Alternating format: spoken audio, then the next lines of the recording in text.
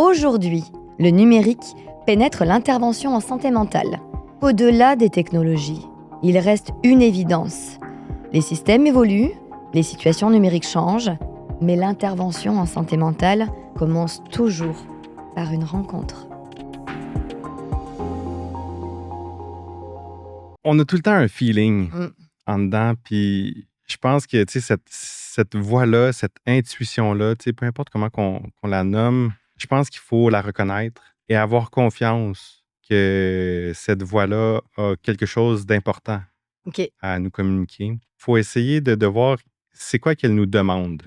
Et donc, aujourd'hui, on est capable de prédire très, très tôt, avec ces outils-là, en demandant à des enfants de regarder des vidéos sur un iPad, par exemple. On mesure leurs expressions faciales et ces expressions faciales sont capables de prédire leur risque d'autisme. Et ça, c'est très important parce qu'habituellement, l'autisme peut être détecté, c'est quand les enfants arrivent à l'école, donc 6 ans, 7 ans. Oui, tout à fait, exactement. L'évaluation typique des besoins particuliers. Sauf que là, on parle d'une détection plusieurs années avant. Et je t'ai dit que j'étais prof en psychoéducation. En psychoéducation, nous, on s'intéresse beaucoup à la détection. On ne diagnostique pas, mais on détecte. Le dépistage. Et ça veut dire qu'on serait capable d'agir vraiment en amont pour essayer de prévenir les problèmes d'adaptation de ces jeunes-là. Alors ça, c'est le merveilleux. Fascinant. Oui, ça, c'est le merveilleux. Puis le merveilleux, je pense qu'on l'a tous expérimenté. Je parlais de la lecture des émotions, des images. Moi, mon fils, quand il vient à la maison et puis quand il rentre le soir puis qu'il a des devoirs à faire, il fait ses devoirs en maths. Puis moi, je prends une photo de ses devoirs, ça reconnaît le devoir, ça reconnaît son écriture et ça me dit il a bon, il a pas bon. Donc pour moi, c'est un vrai outil. C'est extrêmement efficace. C'est fascinant. L'éthique n'est pas ici comme police. N'est pas ici pour ralentir le progrès. N'est pas ici pour faire ou pour créer une peur du futur. Rendre les gens complètement anxieux. C'est reconnaître que pour faire de l'innovation, pour utiliser ces outils qu'on a aujourd'hui, c'est pour guider les valeurs qu'on veut que ça vienne ou qui seront incarnées avec l'utilisation de ces outils. Donc, c'est pas uniquement par est-ce que c'est faisable si on utilise l'IA, est-ce que c'est efficace. Donc, pas uniquement des valeurs scientifiques en tant que telles, mais aussi des valeurs plus humaines. Même au privé, d'entendre que des fois, il y a des listes d'attente de 6 mois, 1 an, 2 ans. C'est un enjeu. Pour moi, c'est impensable. Voyons donc qu'on en soit arrivé à autant d'écart entre le moment où un besoin se manifeste et le moment où c'est répondu. Effectivement, le numérique peut répondre, mais je pense qu'il faut faire attention. Quand on parle d'intelligence artificielle, il faut minimalement départager 2 choses. J'aurais dit 3. Je dirais 3 maintenant depuis quelques mois. Il y a l'intelligence artificielle qu'on va appeler discriminative. Ça démêle les affaires. Puis l'intelligence artificielle ou l'IA générative, ChatGPT, ça génère des affaires. Tout à fait. La discriminative, c'est que tu as des bases de données immenses. Puis avec la richesse de l'information, on est capable de faire des calculs pour prédire des trucs. Tu as besoin d'avoir l'accès à l'information. Il peut y avoir des enjeux éthiques, mais c'est des gros modèles mathématiques qui essaient d'expliquer des trucs avec beaucoup de données. Et ça, sans dire qu'il n'y a pas de danger, les risques sont bien connus. Ça cadre dans notre mentalité de la recherche. Et quand on voit les avantages de l'IA, on pense beaucoup à ça. Mais pour les gens, c'est confondant parce qu'il y a aussi l'IA générative, qui est une boîte noire où tu dis, qu'est-ce que je peux manger pour souper? Puis là, il va te dire, voici, puis il va te proposer une recette.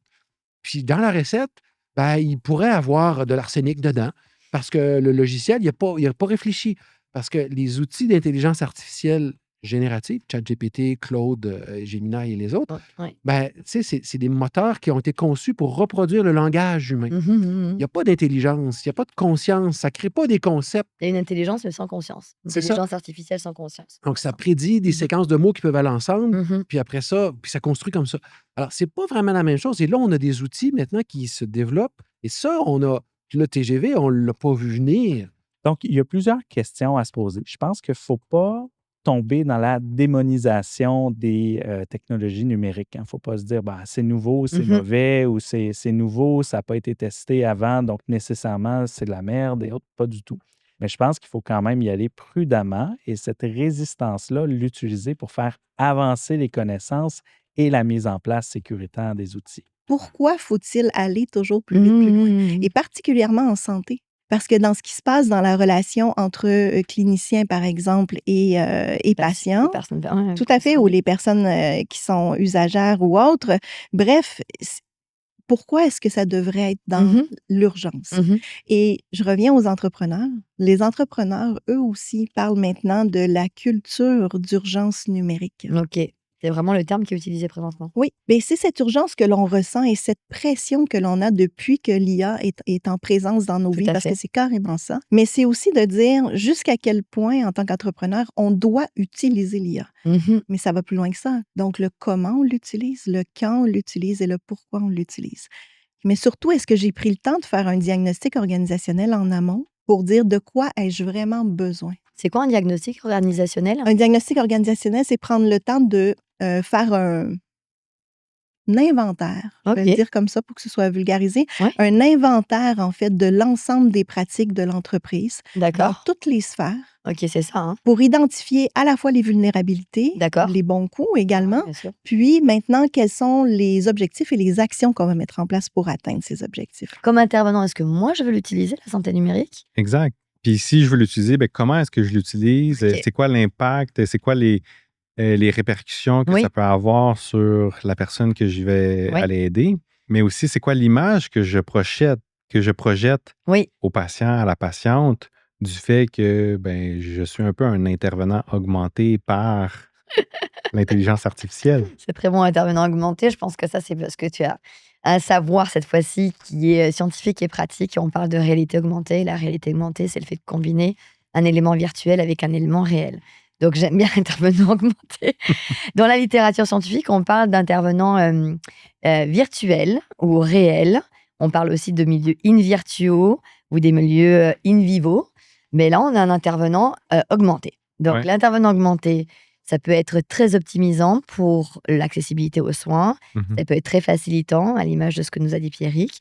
Mais tu dis d'un autre côté, il faut être à l'aise de le faire, en conformité avec ça, et avoir le discernement clinique pour dire cette personne avec un besoin particulier, ça va super bien fonctionner. Cette personne-là, ça risque de pas très, très bien fonctionner.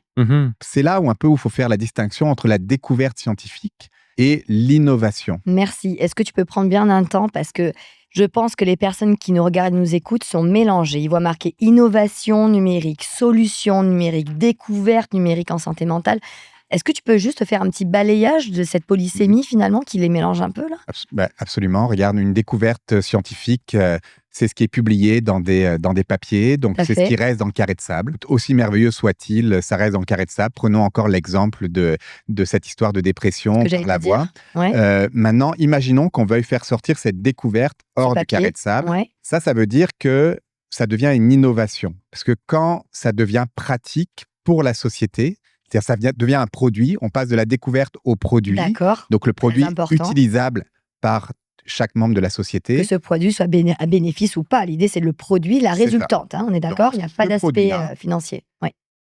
On n'est pas du tout équipé pour s'assurer que l'innovation, elle sorte d'abord qu'elle sorte et qu'ensuite qu'elle sorte de la bonne manière. Donc c'est là où c'est important. Et on a peur d'ailleurs de ça. On a peur que ce soit on a très peur. Très souvent, en fait, on fait rien. On fait notre découverte. Tout à fait. Et puis après, il y a même des gens, des fois, qui nous rachètent ces découvertes ou qui les prennent. Parce qu'ils voient le potentiel. Mais c'est là où on a encore un rôle à jouer, selon moi, nous les chercheurs, parce que c'est nous qui avons fait la découverte. Tout à fait. L'idée, c'est pas de garder la découverte pour nous, c'est pas du tout ça. L'idée, c'est de partager quelles sont les limites de cette découverte et quels sont les risques de cette découverte. D'être le garant.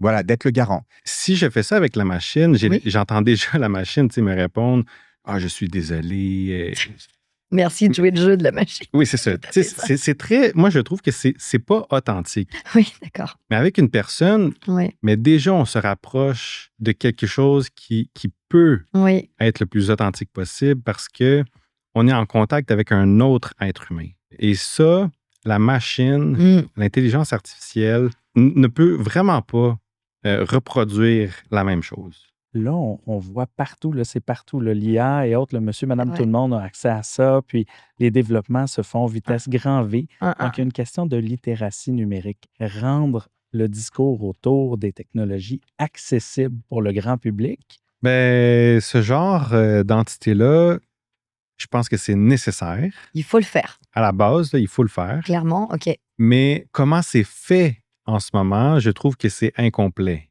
Qu'est-ce qui manquerait? Par exemple, avec Obvia, il y a des chercheurs et des professeurs. Oui. Mais les personnes concernées, les patients, les patientes, les personnes proches aidantes, ne font pas partie d'un regroupement comme Obvia. OK. Et je trouve que ça manque.